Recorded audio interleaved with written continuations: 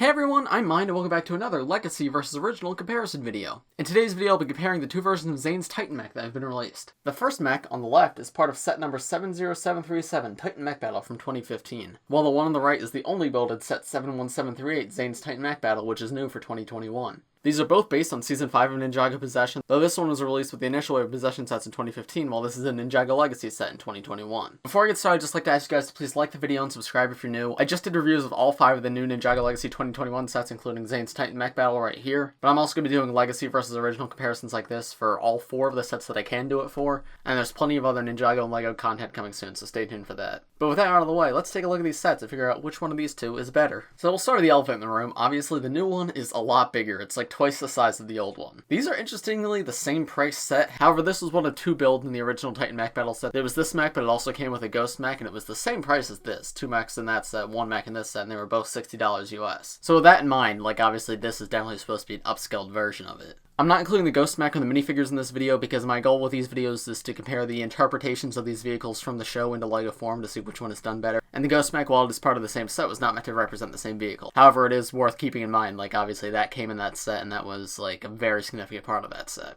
But size aside, how do these two compare? Like which one is the better mech? Well, let's take a look. So here is the 2015 version of Zane's Titan Mech. I actually really liked this set when it came out. Looking back at it now, it is so much smaller than I remember. I guess I've just been sort of spoiled by the big mechs recently, like obviously the new Zane's Titan Mech, but also the Firestone Mech and Lloyd's Titan Mech. Like, I don't know, this felt huge to me as a kid, so this is super weird going back and seeing how small it actually is. It does look pretty good though. I do like the legs, while they're very simple, do look very good. You got some stickers right there and some stickers on the feet. You have like these rigid Technic joints right here, and these have a lot of posability in them. I'm actually a big fan of these joints when used in mechs. I don't like them used in dragons, which tends to be where I see them used nowadays, but they do work quite well. No knees on this guy, obviously, unlike the new one. Knees on mechs is a very recent thing, but it's he still looks good. You can get him in quite a few positions like he is. One big point of credit I have to give this guy, though, is his feet actually can rotate back and forth. Obviously, you need to balance him, but lots of modern mechs have like no forward and back foot mobility. They only have side to side.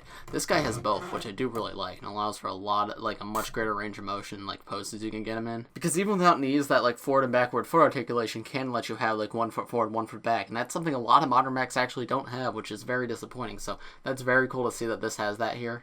Moving up to the torso can actually spin here. This is something to keep in mind because the new one does not have a torso that can spin. I don't think a spinning torso is like the most useful or relevant for like posability, but this is something cool that this mech can do that one can, which is very interesting to see because obviously you would expect, oh, bigger is better, but that's something like interesting that, oh hey, he's got a little more posability in the torso. You can turn him in different directions, right? You can't do that with the other one. The arms are fairly simple and they're pretty much identical on both sides. This one has a blade going forward and that one has a blade going back, but they both have these like spinner blades on the shoulders, which can be spun, and then you have little shurikens right here, and then you have these 3-fingered hands, which we'll take a look at the other mech's fingers in a second, but I actually think these fingers are done a lot better because I really don't like how that mech's fingers are done. These are very sturdy, they're not going to fall off very easily, and you can actually hold things in them, which is cool. There is elbows on this, which is cool. Mechs don't always have elbows. That is on the bigger mech, but it is here as well, so that's cool to see. Very interesting technique to make the elbows there. It's not like, I don't know, you'd expect like Technic or ball joints to be used here, but no, it's just like standard like hinged bricks right there used to hinge it back and forth, so that's pretty cool. And then the arms themselves are on these little ball joints right here, so they can be spun 360 degrees. You can go forward and back, lots of range of motion there. There's a cockpit for Zane to sit in. You can open it up, and there is a seat right there for him to sit in. You can see some trans blue in the back. Actually, I really like that trans blue right there. And then you can see you have 2 stud shooters up here. Not always the biggest fan of stud shooters, but honestly, I prefer them to the spring-loaded shooters in terms of like how they integrate into the build because they are like quite small and compact and very easy to remove. There's also some small shoulder blades right here, which can be hinged up and down ever so slightly. And then finally, there's the head of the mech. This can be turned up and down, so you can lift it up so you can put Zane in and then put it back down like this. Not a ton of motion with it, right? You can only go forward and back, but again, this is something that not every mech has, so that's cool to see. And he's got his little sword coming out the back. You have these stickered pieces right here with Zane's symbol on him. Yeah, actually his newer, for 2015, his newer symbol and his older symbol, which is actually cool to see both of those used here. So yeah, even though this guy's really small, I actually think he's very well done for a mech. Oh, and then also, finally, one last thing to look at. The back of the mech, this is what I talk about when I say backs of LEGO mechs aren't always good. This isn't the worst, but there's a lot of, like, you can see exposed anti-studs right here and exposed studs right here. And then, like, this back area is just flat. There's not a ton here, so I don't love this guy from the back. But from the front, he's got a lot of posability. He looks pretty good, and honestly, I really like him. Moving on to the newer, bigger Titan Mech, I have done a full review of this out, which you can check out here, because I'm not going to go as in-depth with this video. I'm just going to try to compare it to the other one rather than do a full review of this set. But yeah, obviously this guy is a lot bigger. There's a lot more colors on this guy. The other one was a lot of gray and silver and white, which honestly I like. There was like literally 2 pieces of sand blue in that one. They seemed to have taken those 2 pieces of sand blue in the old one and ran with it here. I don't love the sand blue for Zane. I don't think I minded it when it was literally only 2 pieces on the old one, but yeah, there's so much of it here, and I don't love that color. I do like the cyan though. That's a super cool color for Zane. There's also noticeably no trans blue here. The original mech has a few pieces of trans blue, and there's none of it here, except for I guess in the spring-loaded shooters are a dark blue, not a light blue. So that's a little disappointing to see, honestly. I really like that trans blue color, and I think it gave that mech like a very icy look, while this feels more just like a white mech. However, obviously, there's a lot of things this guy does right. One big thing, there's the knees, right? You can bend those knees just like that, and that is so cool, right? Big mechs never have bendable knees. Like, even small mechs hardly have bendable knees, so that is super cool to see just like that.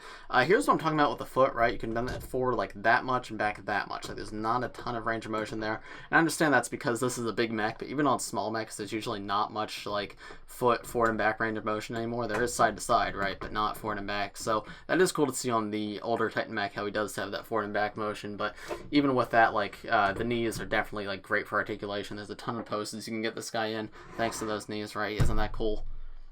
So I think in terms of like leg articulation, this guy definitely wins because he's bigger and he has knees, and yeah, he does just look great. Like, this is super cool. Knees aside though, there is a couple other cool things. There's these little like pieces right here which are meant to represent cloth, and they just move with the legs, and I think that's super cool. It gives a little more life to it because the other one just had like exposed joints. This covers up the joints a little bit, but also like the cloth moves with the legs, so the leg like bends up, the cloth will move up to it. It just makes it feel a little more lifelike and a little less robotic, which I think is pretty cool. I think the gold here is really out of place, honestly, like these gold bars right here and on the arms. Like, the original had gold too, but it was just a small touch, and I think it was in all the right places. These, I don't know, I feel like these don't really fit into the overall color scheme. And then there's like this area right here in the cockpit which has just like a bunch of gaps in it. I've heard people say this is meant to like represent like a skull face, but I don't really get that. Like, I don't know. If this was a skeleton mech, that would be one thing, but this is Zane's Titan mech, so I don't see why it would be a skull face, and I feel like it kind of misses the mark here because this is meant to be an ice mech, not a skull mech. So yeah, to me it just feels gappy and weird. I don't love that.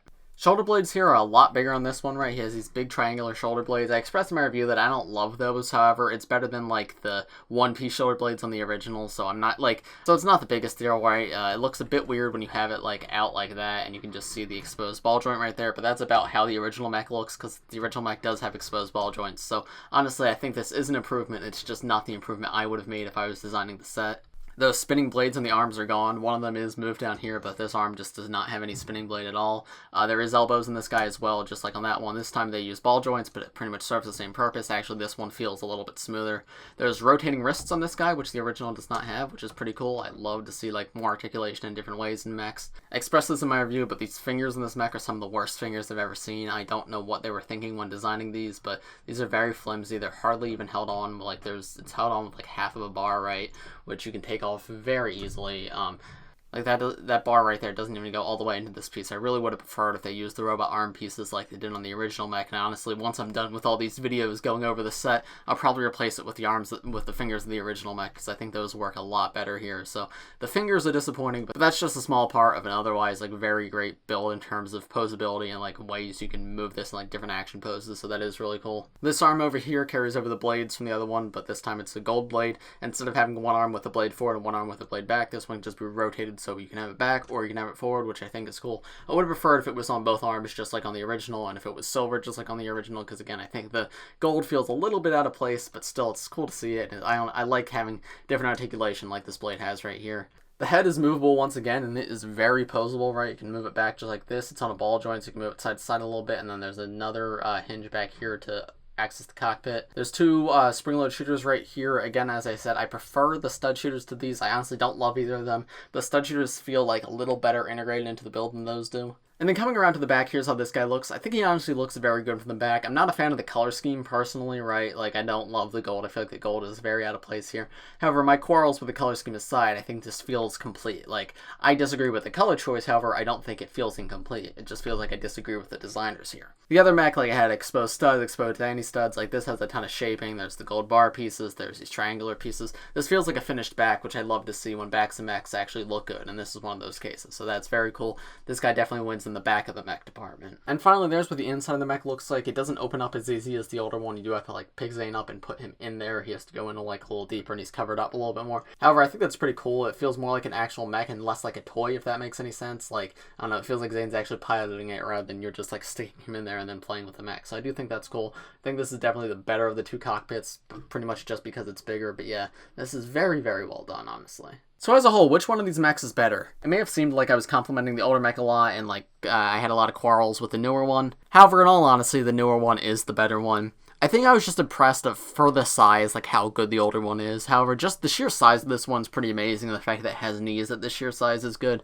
I have my quarrels with the color scheme, right? I wish they would have stuck to just silver like they did with the original with a little bit of trans blue and a very minimal amount of gold. I don't love the sand blue on this one, and while I like the cyan, I would have preferred just silver. The fingers in the new one aren't great either. Like, I really, really hate those fingers. And again, I prefer stud shooters over spring-loaded shooters. But all that being said, there's so much to like about the new one. It's got the knees, it's got the elbows, it's got the rotating wrists, the spinning blade looks cool. It's got a really cool cockpit. And there's been like 3 big mechs made of this size, right? There's Lloyd's Titan Mech, there is the Firestone Mech, and now there's Zane's Titan Mech. And I think of those 3, this one is definitely the best. And honestly, I think both of these sets were very good for their time. The original Zane's Titan Mech was excellent for 2015, and this set is excellent for 2021. And they're both so different too that I could see value in having both of them, right? Like, this isn't one of the sets where I'm like, oh, time to get rid of my original because the new one's so much better. Like, these look so different and serve such different purposes, honestly. I'm happy to have them both. But as a whole, I'd say if I had to pick only one, I'd say the newer Titan Mech is probably better. But those are just my thoughts. Let me know what you guys think in the comments below. Which set do you think is better? Which set is better design? Which one do you think is better articulation? What would you change? Let me know in the comments. But I think that's about going to do it for this video. If you enjoyed, please press like and subscribe if you're new. I do LEGO and Ninjago videos like this every single day, so if you subscribe, you'll be the first to see them. And as I said at the beginning of this video, I've got reviews of all the new Ninjago Legacy 2021 sets up on my channel right now, so you can go check those out. And we got more Legacy versus Original and a ton of other cool stuff coming soon, so stay tuned for that. But as for this video, I think I'm going to call it here. Thanks for watching, everybody, and I'll see you in the next one.